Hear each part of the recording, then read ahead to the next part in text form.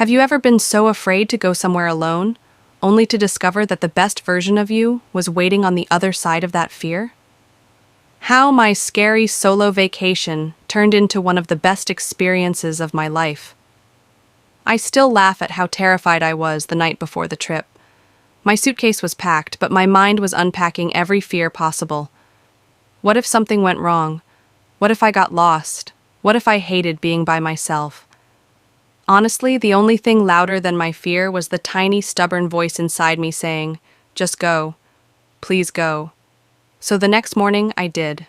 I boarded the bus with shaky hands and a heart that felt too big for my chest. I kept asking myself, what am I doing? Why didn't I just invite someone? But it was too late to turn back.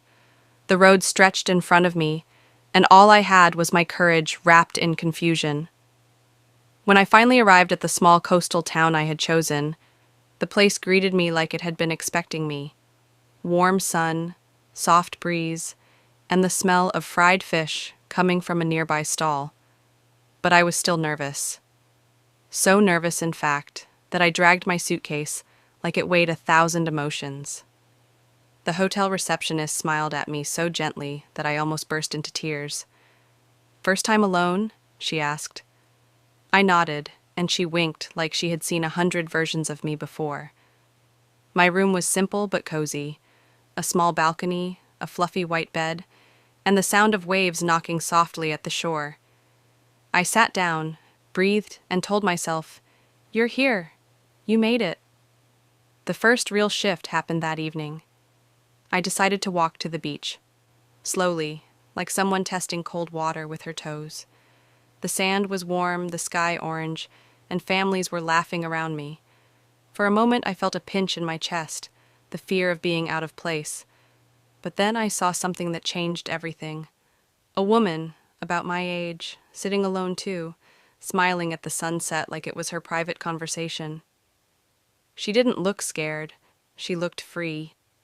That's when it hit me. I wasn't the only solo traveler. I wasn't weird or lost. I was part of a quiet tribe of people who dared to do things alone. So I sat down too. The next morning, something inside me snapped open. I ordered breakfast confidently. I rented a bicycle.